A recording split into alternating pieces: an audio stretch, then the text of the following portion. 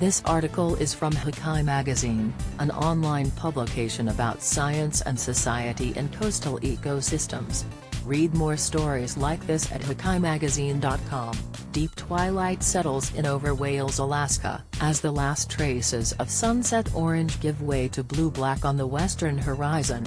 The icy Bering Strait and Siberia beyond are invisible in the night. All is quiet in the tiny village, a cluster of buildings with a single string of streetlights, tucked between frozen hills and frozen sea. Roughly 650 feet from the beach, a large white shape moves in the shadows between the post office and a snowdrift as high as a house. Suddenly, a snowmobile appears out of the darkness, headlight beaming, heading straight toward the lumbering shape. The two men riding the machine shout and wave their arms in the air, swerving back and forth.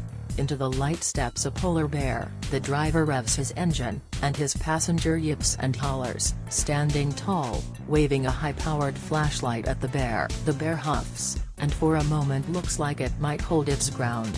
Instead, it drops to all fours, turns, and runs around the building. The men on the snowmobile follow, still kicking up all the noise they can muster, driving the bear toward the ocean. In the distance, chain dogs start to bark in chorus.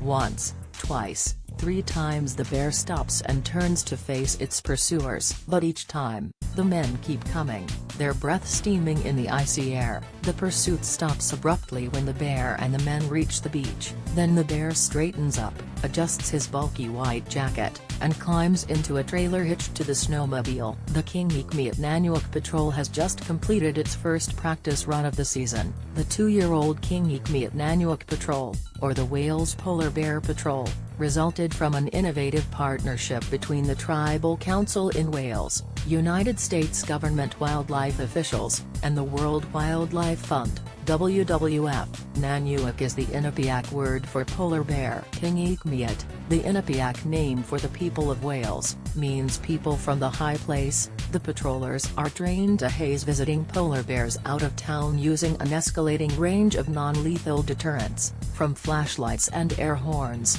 to a shotgun loaded with beanbag rounds or rubber bullets. They carry a second shotgun loaded with live ammunition as a weapon of last resort, but ideally the operation delivers a warning for the bears, not a death warrant. The goals are simple: to keep people safe from bears, while also keeping bears safe from people. Clyde Oxeriach is one of the founding members of the Polar Bear Patrol in Wales, Alaska, which seeks to keep bears away from humans while ensuring the survival of the embattled species. Photo by Elizabeth Kruger /WWF US. Wales, home to roughly 150 people, sits on the westernmost point of mainland North America, just 50-odd miles from Siberia's Chukchi Peninsula. It is one of a handful of places in Alaska where you can, in fact, see Russia from your house. Polar bear season in the village usually lasts from December to May. The timing is variable and dependent on ice conditions, since most of the bears arrive by crossing the frozen ocean from their dens on the Russian side. Those that venture into town have generally wandered in along the beach, because the main road through town tends to fill in with tall, impassable snowdrifts. The windswept beach is also a route that the village kids take to and from school. A few years back, 2 of the community's teachers had a close encounter on their way to work in the winter darkness, and for the Kingiqmeat, the ultimate nightmare scenario is a confrontation between a polar bear and their children. At the same time, the traditional solution to bears in the village, shooting them, no longer seems ideal. Elsewhere in Alaska and Russia, patrols have been launched, as Elizabeth Kruger of the WWF puts it, only after something bad happens.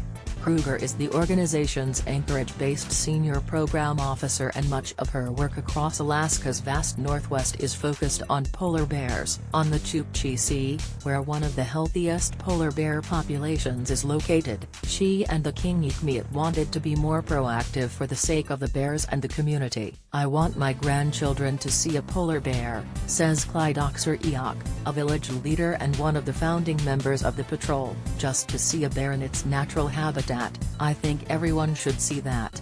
Oxeriach, 58, is one of a half-dozen men who volunteer their time for the patrol. "I was fortunate enough to learn from the elders at a young age," he says. A Wales lifer, he's hunted bearded seals, the village's dietary mainstay, as well as walruses and musk oxen. He has also taken 3 polar bears during his lifetime, and chosen to let many others go safely on their way. He was taught that the bears present themselves to the hunter, and then it's up to each man whether or not he pulls the trigger. Illustration by Mark Garrison.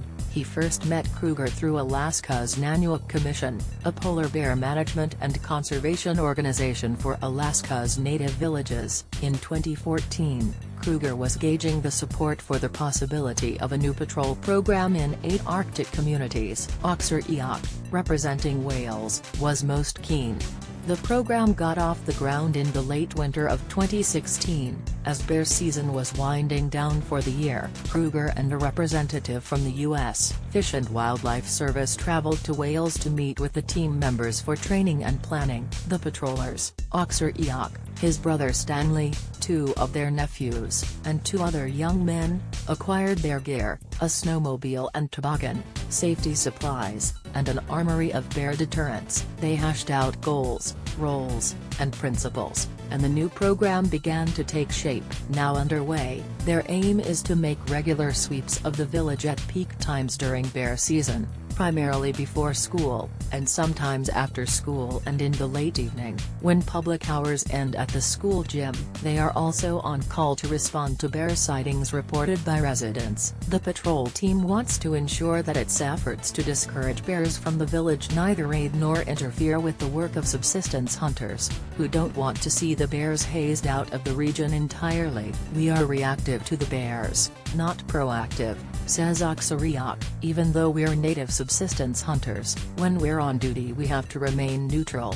Polar bears, of course, have become a potent symbol of the cost of climate change. Al Gore's An Inconvenient Truth seared the image of a polar bear paddling hopelessly in search of the vanished Arctic pack ice into mines around the world. But overall, the bears aren't yet on the brink. After outsiders seeking trophies drove overhunting in the 1950s and 1960s, a 1973 treaty, the Agreement on the Conservation of Polar Bears, was signed by all 5 countries in which the bears are found: the United States, Canada, Norway, Russia, USSR at the time, and Denmark, via its relationship with Greenland. The agreement significantly limited polar bear hunting and led to a rebound. A 2017 report from the Polar Bear Specialist Group at the International Union for Conservation of Nature indicates that only one of the world's 19 regional polar bear populations is definitely declining, 2 are increasing,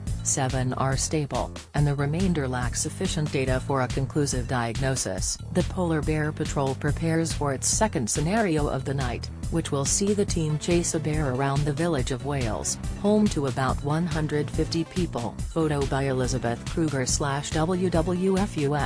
The threats posed to the bears by climate change are real and growing, but can be difficult to articulate. In some communities, that's led to a disconnect between conservation groups and residents for whom bears are more menace than victim. In the South, indigenous groups and conservationists have often been natural allies, but in the Arctic, where Inuit communities have traditionally lived off the meat of whales, seals, and walruses, it's been a different story. Many outsiders view the killing of a marine mammal as an act of barbarism, and Arctic communities don't take kindly to being told that their only source of local food is immoral and off-limits. That leaves people like Kruger with the task of regaining locals' trust and reassuring them that she doesn't intend to come in and steamroll the villages with outsider-imposed solutions and conservation regulations. That's why the process leading up to the patrol's first full season, in the early months of 2017, was long and careful. Kruger is very conscious of her status as an outsider,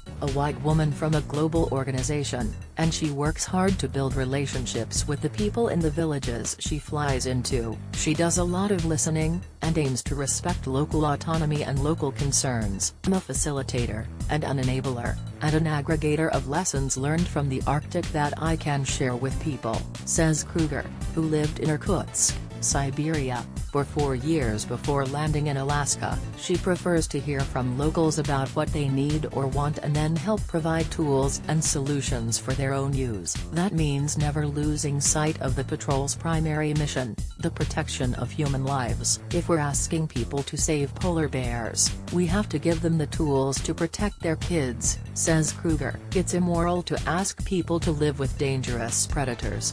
The patrollers step into the warmth of the village's multi-purpose building, blinking as their eyes adjust to the fluorescent lights. They strip off hats and mitts and parkas, rub frost from their mustaches and eyelashes, and settle in for a post-mortem, snacking on rare treats for residents of a fly-in community, fresh grapes, berries, and cherry tomatoes that Kruger brought with her from Anchorage's well-stocked grocery stores. "Do you guys want some strawberries?" Kruger had asked earlier. "Is there snow in Wales?" Oxeriok replied. Kruger leans on a table at the front of the room, not issuing directives but simply asking questions. What worked in this scenario? What should they do differently next time? How best could the patrollers keep bystanders away?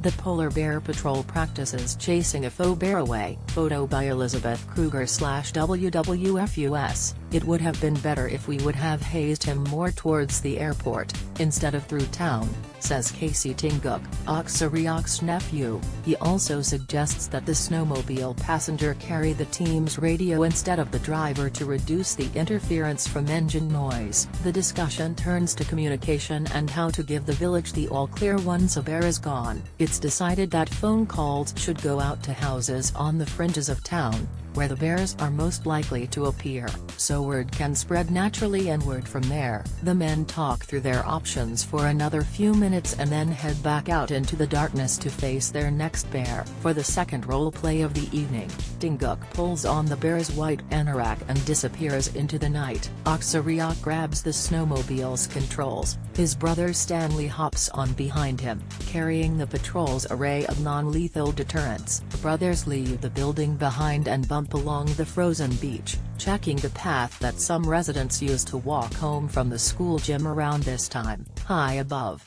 Venus shines alongside a thin sliver of moon. When they reach the school, they pause, shining bright flashlights into the darkness, scanning for tracks in the hard-packed snow or the glint of an animal's eyes in the night. That's when the radio mic click to Oxeriok's jacket squawks, and a call comes in from dispatch. "A bear has been spotted by the village airstrip. We're on our way," Oxeriok says, then turns the snowmobile around and roars back the length of the village, leaving a trail of sharp two-stroke exhaust and barking dogs in his wake. Related stories from Hukai